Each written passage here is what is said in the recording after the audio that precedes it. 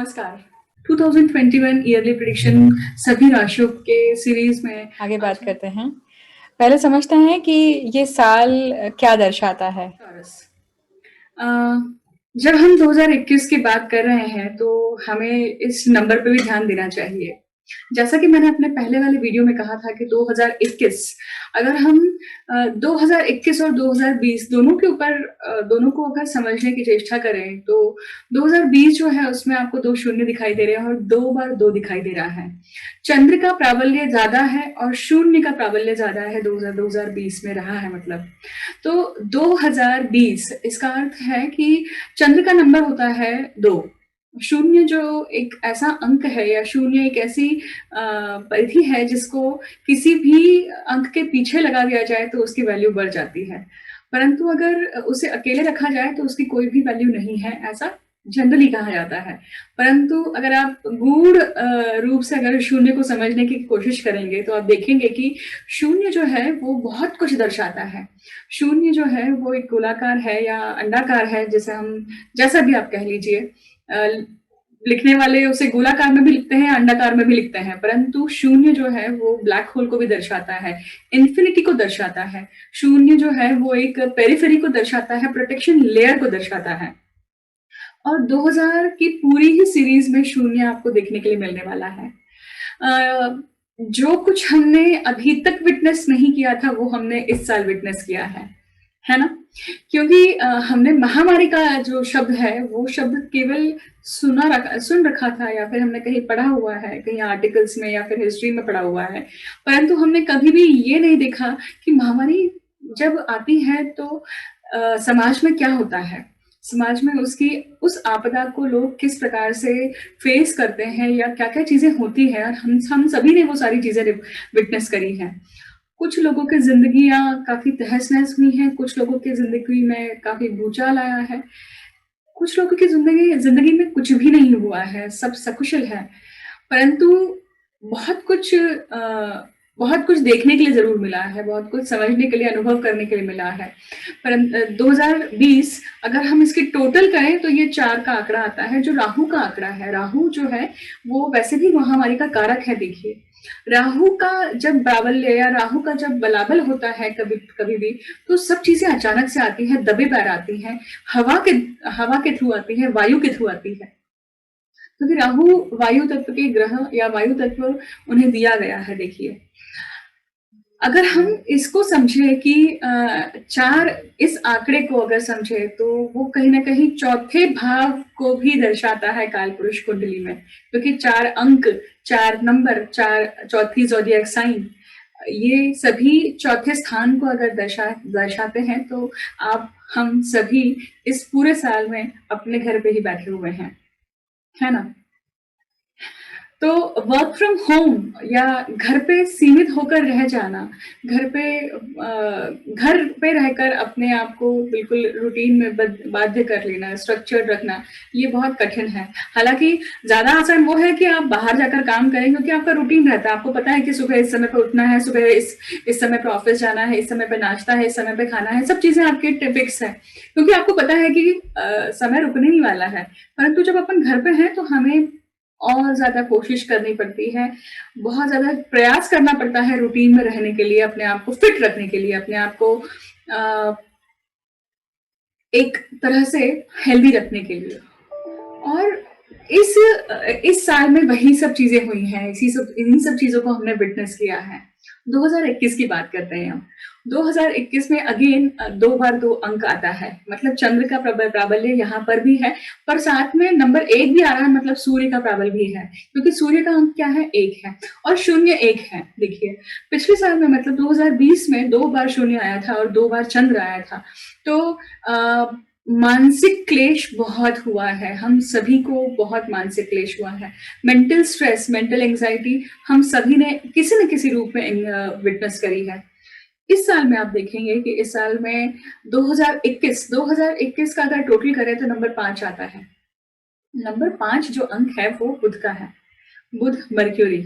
बुध जो है वो कम्युनिकेशन के कारक है, तो इस साल एक अलग ही रूप का कम्युनिकेशन हमें दिखने वाला है।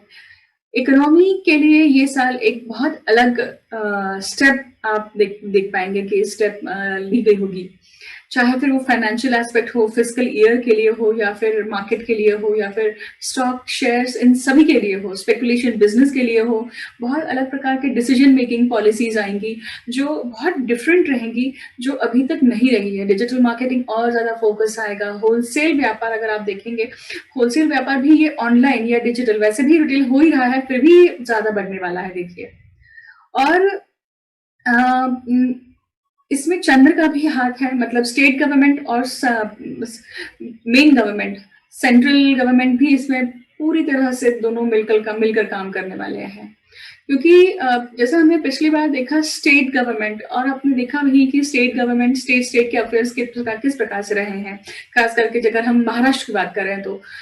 अगर हम 2021 की बात करें तो आप देखेंगे कि नंबर 2 और नंबर 1 दोनों मिलकर साथ में यहाँ पे दिखाई देने वाले हैं, और टोटल आ रही है 5 मर्क्यूरी।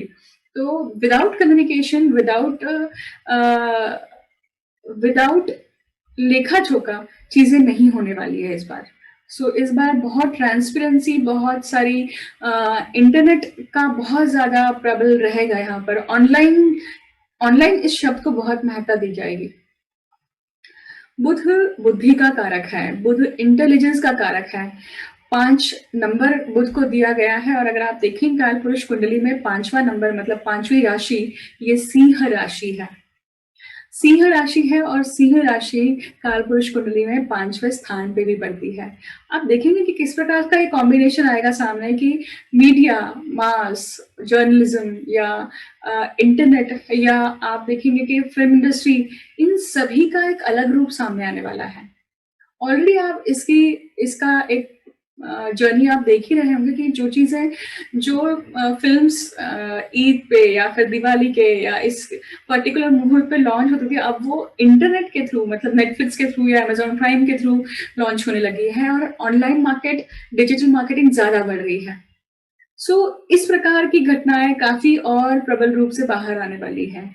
लोग बहुत पॉलिसीज भी चेंज होंगी करियर के अकॉर्डिंग, करियर के रूप से भी। क्यों? क्योंकि करियर के लिए, या जो लोग सर्विस इंडस्ट्री में है, जो लोग वर्क फ्रॉम होम अभी तक कर रहे थे, बाध्य थे, क्योंकि अब कोई भी उसका ये नहीं है, उसका सब्स्टिट्यूट नहीं है, ऑल्टरनेट नहीं है, इसलिए। पर अब वो पॉलिसीज, जिस कंपनी में पॉलिसीज नहीं थी वर्क फ्रॉम होम की, उस कंपनी में पॉलिसीज आई होंगी, और वो पॉलिसीज अब परमानेंट होंगी। लोग अपने होम टाउन में जाकर रहकर काम करना पसंद करेंगे, और हफ्ते में 1 बार या 2 बार या 15 दिन में 1 या 2 बार उस ऑफिस को विजिट करेंगे। इस तरह की पॉलिसीज भी आएंगी। तो कुछ हद तक इन सब चीजों का भी एक इसकी प्रबलता, इनकी पॉसिबिलिटीज बढ़ने वाली है। मैं हर बार अपने वीडियोस में कहती हूँ कि जब भी आप प्रेडिक्शन के वीडियो या इंटरप्रिटेशन के वीडियोस देखते हैं, ट्रांजिट वीडियोस देखते हैं, तो आपको एक चीज़ ज़रूर ध्यान रखना चाहिए कि आपको ये प्रेडिक्शन दोनों ही राशियों से देखना चाहिए, लग्न राशि से और जन्म राशि से। जब भी आप अपनी पत्रिका ओपन करते हैं तो आपको बहुत सारी कुंडलियाँ नज़र आती हैं, लग्न कुंडली, नवमांश कुंडली, भावचलित कुंडली, चंद्र कुंडली। तो चंद्र कुंडली और लग्न कुंडली बड़ी महत्वपूर्ण बेस कह सकते हैं हम इसे। नवमांश का भी उतना ही इम्पोर्टेंस है, बट आप बहुत प्राइमरी लेवल पे हैं, इसके कारण आपको लग्न कुंडली के ऊपर ध्यान देना चाहिए खास करके, और चंद्र कुंडली के ऊपर ध्यान देना चाहिए। बहुत सारे जातक जो इस वीडियो को देख रहे होंगे वो निश्चित ही ज्योतिष में रुचि भी रखते होंगे और ज्योतिष जानते भी होंगे, तो उनको ज़रूर ये चीज़ अच्छे से समझ में आ गई होगी। परंतु देखिए, अगर आप लग्न कुंडली से और जन्म कुंडली, मतलब जन्म कुंडली और लग्न कुंडली एक ही होती है, पहली बात। दूसरी बात, लग्न कुंडली और चंद्र कुंडली, चंद्र जहाँ स्थित है, जिस राशि में स्थित है, उस राशि को लग्न स्थान पर लेकर आते हैं और वहां से वो लग्न कुंडली बनाई जाती है उसे, जिसको हम बोलते हैं चंद्र कुंडली। कंफ्यूज नहीं होना है यहाँ पे, ओके? तो लग्न कुंडली से भी देखिए और चंद्र कुंडली से भी देखिए। तो अगर ये दोनों ही राशियां अलग अलग हैं तो आपको ये वीडियो, दोनों ही राशियों के वीडियो आपको देखना चाहिए। अब आगे बढ़ते हैं। अभी मैं पूरे वीडियो में हो सकता है कि बात करते समय आपको राशि बोल सकती हूँ, मैं लग्न बोल सकती हूँ, चंद्र बोल सकती हूँ, बट आपको कन्फ्यूज़ नहीं होना है। आपको ध्यान रखना है इस बात का कि आपको उन दोनों ही राशियों के वीडियोज़ देख रहे हैं जो आपके लग्न राशि है और आपकी जन्म राशि है, मतलब चंद्र राशि है। आगे बढ़ें अब? अब बात करें अब हम बात करेंगे वृश्चिक राशि के लिए 2021 किस प्रकार से रहेगा, उनके लिए क्या-क्या संभावनाएं हैं 2021 में। वृश्चिक राशि जो है काल पुरुष कुंडली की 8वीं राशि है, 8वें स्थान में पड़ती है और भा चक्र में ये 8वें नंबर पे आती है। भा चक्र मतलब ज़ोडिएक सर्कल। ज़ोडिएक जो 12 राशियों का एक चक्र है, उसमें ये 8वें नंबर पे आती है।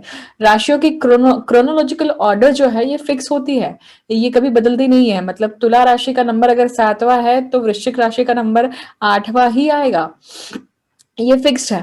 अब देखिए वृश्चिक राशि जो है इसका स्वामी मंगल है और वृश्चिक राशि जो है वो मोक्ष त्रिकोण की दूसरे मोक्ष त्रिकोण की राशि है और ये राशि फिक्स्ड नेचर को दर्शाती है। अब आप एक चीज़ यहाँ पे समझिएगा कि जब हम वृश्चिक राशि की बात कर रहे हैं तो आपको सभी गूढ़ चीज़ों की भी बात करनी पड़ेगी, एक्सट्रीम चीज़ों की भी बात करनी पड़ेगी। वृश्चिक राशि का स्वामी मंगल है तो मंगल ये आकर्षण का कारक है, ये स्फूर्ति का कारक है। इंसान में जो भी काम करने की, कर गुजरने की जो इच्छा होती है, इच्छा शक्ति का कारक है। वृश्चिक राशि जो है ये मंगल की दूसरी राशि है, जो मंगल की पहली राशि है वो मेष राशि है जो कि मूल त्रिकोण राशि है।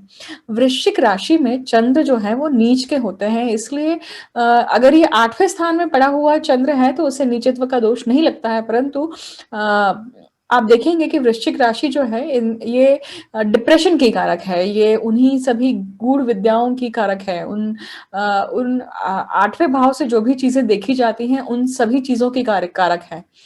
वृश्चिक राशि जो है आप देखेंगे कि ये डार्क हाउस माना गया है, तो इसको तारने की क्षमता जो है ये गुरु में है या फिर सूर्य में है।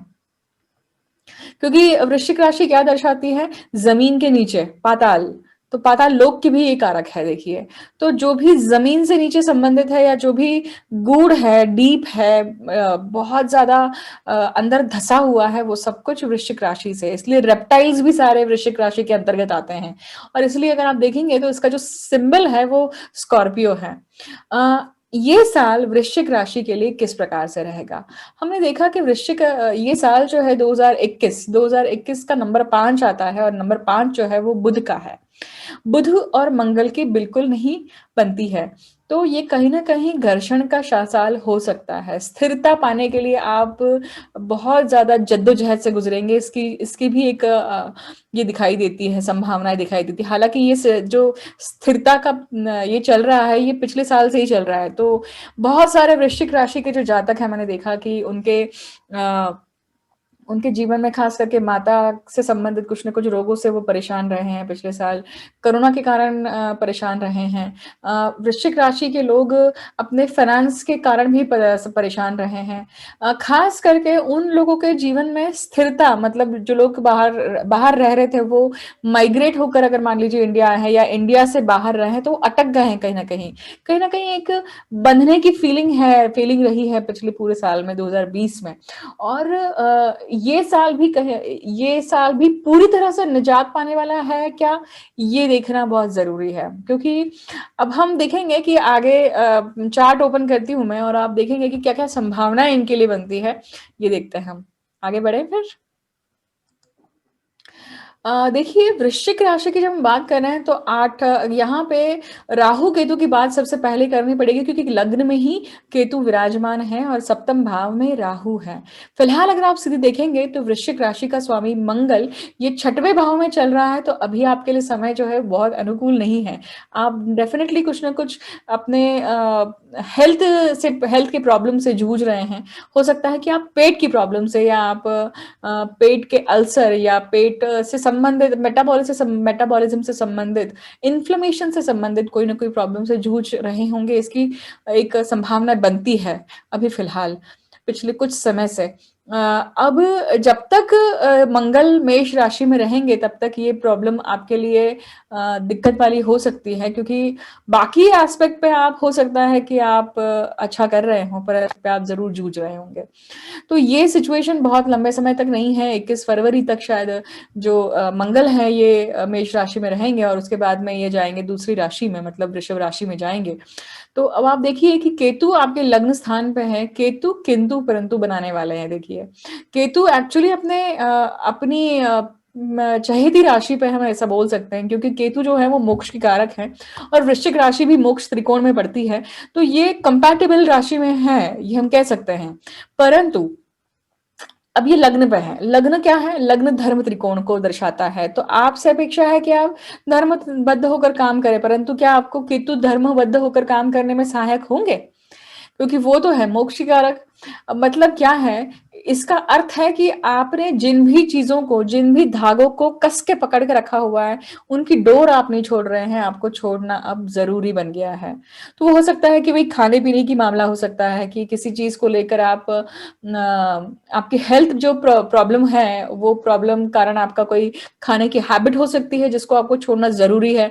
हो सकता है कि आप किसी रिलेशनशिप में फंसे हुए हैं जिनका आपको पूरी तरह से छुटकारा पाना या उसको पूरी तरह से क्लोजर मिलना नहीं हुआ है, तो कोई ना कोई पिन अटकी हुई है यहाँ पर। अब वो पिन क्या है वो ढूंढ रही है आपको, वो खुद आइडेंटिफाई करनी है और उसको आपको एड्रेस करनी है और उसको once and for all clear करना है, तब आपकी स्थिरता एक्टिवेट होगी आपके जीवन में। तो जो नोमैड वाली फीलिंग आप फील कर रहे होंगे, वो फीलिंग तब ही जाएगी जब आप उन अदर एस्पेक्ट्स को देखेंगे जिन एस्पेक्ट्स को आपने अभी तक नजरअंदाज किया हुआ है।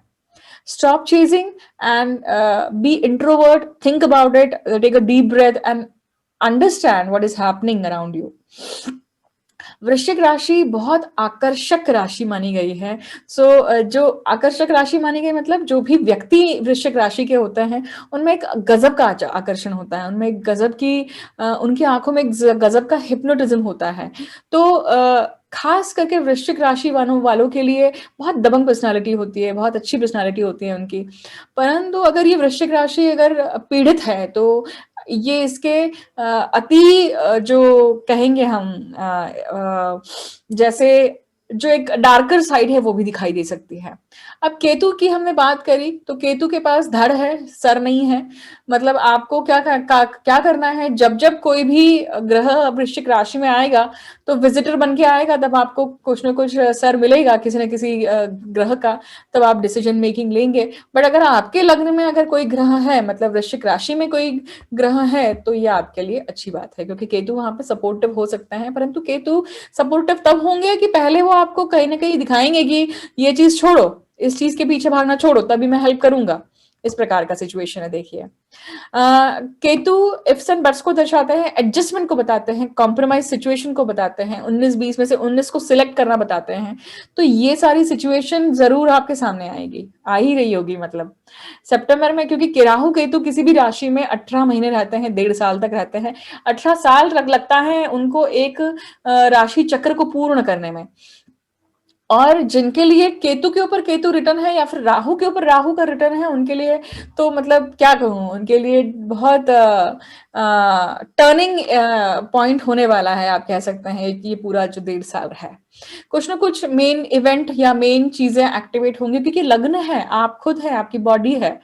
तो यहाँ पे कुछ ना कुछ बड़े चेंजेस खुद को लेकर भी है। यहाँ पर आप अध्यात्म की अगर डोर पकड़ के रख सकते हैं, प्राणायाम करते हैं अगर, तो आपके लिए चीजें काफी सिंपल हो सकती हैं, काफी सुलभ हो सकती हैं, सरल हो सकती हैं।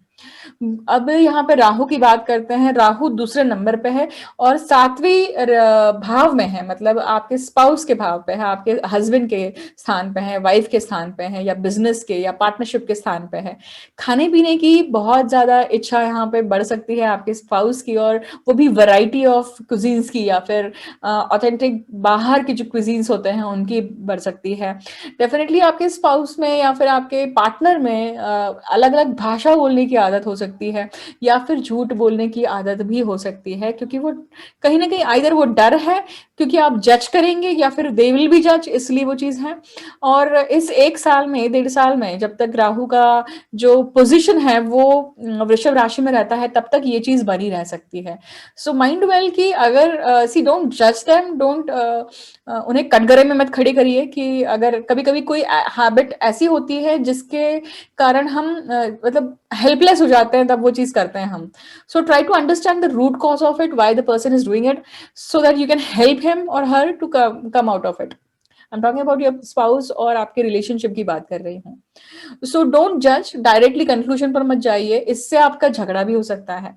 जो जातक शादी के बंधन में बंधना चाहते हैं, या जो जातक विवाह के बंधन में बंध रहे हैं या देख रहे हैं प्रोस्पेक्ट, उनके लिए भी हो सकता है कि भाई राहु होने के कारण कहीं ना कहीं चीटिंग के चांसेस है, कुछ ना कुछ धोखाधड़ी के चांसेस हो सकते हैं, कोई बात आपसे छुपाई जाएगी, या फिर इसकी भी चांसेस हो सकते हैं कि भाई आप बिल्कुल इंटरकास्ट मैरिज करें, या कम्युनिटी के बाहर आप मैरिज करते हैं।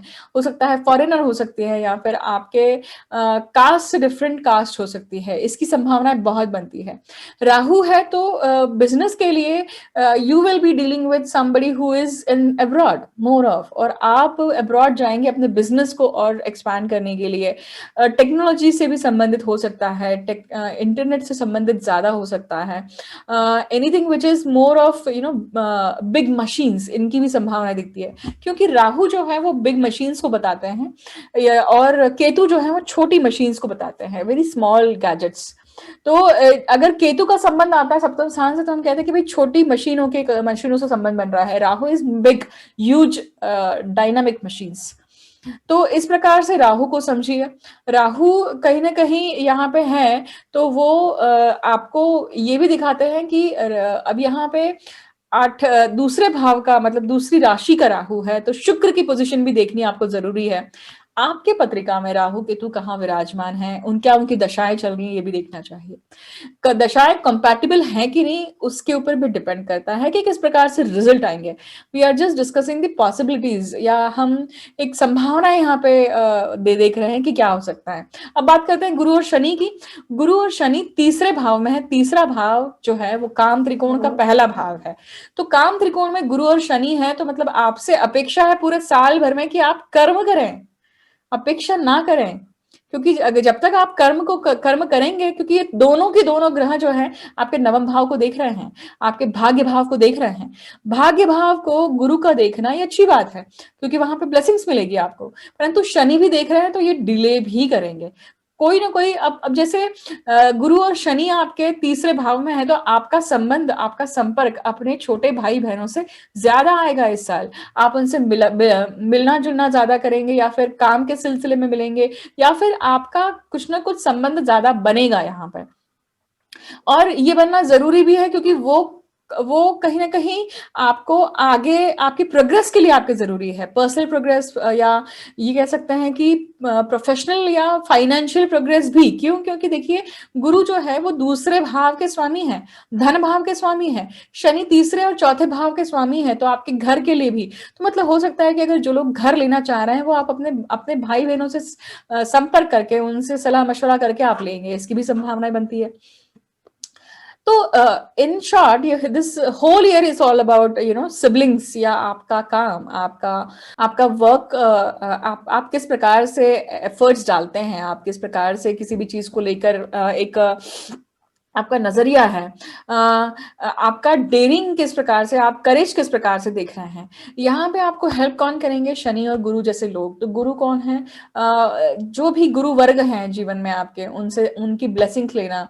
यहाँ पे उपदेश, इधर आप उपदेश देंगे लोगों को। जैसे फॉर एग्जाम्पल हो सकता है कि भाई आप जब किसी अपने भाई बहनों के घर पे जा रहे हैं, तो आप बहुत ज्यादा इंस्ट्रक्शन दे रहे हैं उनको, क्योंकि वो छोटे भाई बहन हैं, they seek guidance from you, तो you are making it more and more actually. तो वहां पे आपको बैलेंस करना है। Don't give instruction unless you are not wanted, your instructions are not wanted. So तभी आपके बातों की वैल्यू रहेगी। Don't walk them out. इस प्रकार से भी ये चीजें होने की संभावनाएं दिखाई देती है। गुरु और शनि की युति है, तो गुरु और शनि देखिए ये तीसरी दृष्टि अपने पंचम भाव को डालते हैं, तो बच्चों पर, बच्चों में आलस हो सकता है, बच्चों में थोड़ा सा एक एक ऐसी अनरिलेटेड वाली फीलिंग हो सकती है कि क्या हो रहा है जीवन में, we are not getting stable, तो एक उसकी भी फीलिंग आ सकती है बच्चों में। स्कूल या पढ़ाई को लेकर भी कहीं ना कहीं एक डिसइंटरेस्ट रह सकता है। गुरु की पंचम दृष्टि आपके 7वें स्थान पे है, तो ये कहीं ना कहीं राहु के सभी एस्पेक्ट या राहु के सभी जो फल हैं उनको कंट्रोल करके रख सकते हैं। परंतु जैसे ही गुरु आपका चेंज होके कुंभ राशि में आएगा, तो आपके बहुत चांसेस बनते हैं कि आप घर लें, या फिर हो सकता है कि आप घर में कुछ रेनोवेशन करवाएं, या आपके चांसेस बनते हैं कि आप घर से कोई पैसा जनरेट होगा, या फिर घर में पैसा इन्वेस्ट करेंगे आप, या आप अपना घर बनाएंगे और वो भी बड़ा घर बनाएंगे, इसकी भी एक संभावनाएं दिखाई देती है। शनि तीसरे ही भाव में है, तीसरे भाव के स्वामी ही है, तो जॉब से संबंधित भी बहुत अच्छा टाइम पीरियड है। देखिए खास करके आप देखेंगे कि वृश्चिक राशि के लिए पिछला जो टाइम पीरियड गया है जनवरी से लेकर अब तक का, उनका क्योंकि तीसरा भाव चेंज ऑफ रेसिडेंस का होता है, रिलोकेशन का होता है, आप घूम ही रहे होंगे इधर इधर इधर, मतलब कुछ महीने किसी अपने मम्मी पापा के घर पे, या कुछ महीने अपने घर, मतलब अपने घर पे वो घर छोड़ के फिर अपने भाई बहनों के घर पे, या कहीं अपने ससुराल में, मतलब ये पूरा साल जो होगा आपका ऐसे ही गुजरा होगा, इसकी संभावनाएं भी दिखती है। और ये तब तक रहेगा जब तक गुरु वहां से निकलकर कुंभ राशि में नहीं आते, तब तक आपको स्थिरता नहीं आएगी। सो मार्च अप्रैल के बाद में वो सिचुएशन दिखाई देती है। वृश्चिक राशि का स्वामी जो है वो मंगल है। मंगल जब जब 6, 8 और 12 स्थान में आएंगे, मतलब जब मेष राशि में आएंगे, तब जब तीसरी राशि मतलब मिथुन राशि में आएंगे और तुला राशि में आएंगे, तब तक आपके लिए कुछ ना कुछ डिफिकल्टीज आएंगी ही पूरे साल भर में। तो आपको क्या करना है, आपको देखते रहना है कि मंगल का गोचर कब इन 3 राशियों में आएगा, तब आपको समझ में आएगा कि हाँ ये टाइम पीरियड जो है मुझे केयरफुल रहना है, मुझे यहाँ पे कोई भी नए डिसीजन नहीं लेना है। अब देखिए गुरु की 9वीं दृष्टि हमने बात करी, 5वीं दृष्टि की बात करी, तो ये आपको कहीं ना कहीं एक और जो थीम आपके लाइफ में चलती रहेगी इस पूरे साल में, वो है ट्रैवलिंग। क्योंकि ट्रैवलिंग के स्थान पे ही गुरु और शनि जैसे ग्रह हैं, और वो 9वें स्थान को भी देख रहे हैं, 7वें स्थान को भी देख रहे हैं, और 12वें स्थान को भी शनि देख रहे हैं। सो इधर आपके स्पाउस बाहर जाते रहेंगे, सेपरेशन थोड़े समय के लिए हो सकता है, परंतु ट्रैवलिंग का भी एक पूरा एक जो थीम है वो बनी रह सकती है। आप घूम सकते हैं, या घूमने फिरने में आपका समय जाएगा यहाँ पे पूरे साल भर में। अब शनि जो है ये आपके 12वें स्थान को भी देखते हैं 10वीं दृष्टि से, तो खर्चा भी रहेगा, खर्चा भी होगा कहीं ना कहीं। वो खर्चा जो है वो घर से संबंधित होगा, वो क्योंकि तीसरे भाव के स्वामी है और चौथे भाव के स्वामी है, तो उनसे संबंधित खर्चा रहेगा। अपने सिबलिंग्स के ऊपर आप कहीं खर्चा करेंगे, इसकी भी दिखाई देती है। गुरु की एक अच्छी बात यहाँ पे ये है कि गुरु तीसरे भाव में बैठकर आपको 9वें, 7वें और 11वें भाव को दृष्टि डालते हैं, तो लाभ को भी दृष्टि डालेंगे। तो ये वर्क के लिए बहुत अच्छा हो सकता है, आपके प्रमोशन के लिए हो सकता है, आपके सैलरी के हाइक के लिए भी हो सकता है। सो इस प्रकार से आप देखेंगे कि जो गुरु और शनि का कॉम्बिनेशन है वो इस प्रकार से वर्क करेगा।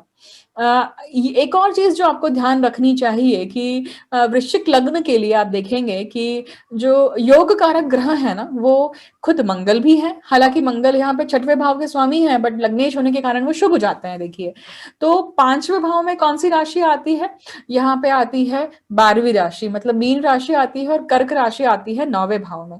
तो मतलब गुरु, यहाँ पे चंद्र पूरी तरह से आप देखिए नवम भाव के स्वामी हो जाते हैं। हालांकि ये बहुत कंफ्यूजन वाली बात हो जाती है जब भी मुझे स्टूडेंट्स पूछते हैं कि वृश्चिक राशि में ही चंद्र नीच के होते हैं, और वृश्चिक लग्न के लिए आप देखेंगे तो चंद्र योग कारक ग्रह भी बनते हैं। तो ये बड़ी दूधारी तलवार है यहाँ पे। तो मन को संयमित रखना वृश्चिक राशि के लिए सबसे ज्यादा डिफिकल्ट टास्क है।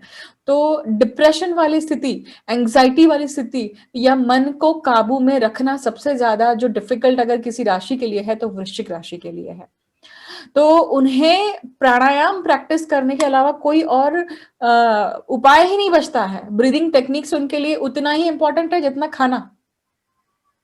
तो उस चीज़ की प्रैक्टिस आप पूरे साल भर करिए, क्योंकि केतु और राहु की भी यहाँ पे आपके लग्न पे और आपके सप्तम भाव पे यहाँ पे इनकी प्लेसमेंट है, तो वो आपकी कुंडलिनी शक्ति को भी यहाँ पे प्रभावित करेंगे ज़्यादा। तो जो जातक साधक हैं, साधक जगत से हैं, उनके लिए ये जो पूरा टाइम पीरियड है, ये उनके अध्यात्म के स्तर को बढ़ाने के लिए बहुत बढ़िया टाइम पीरियड है।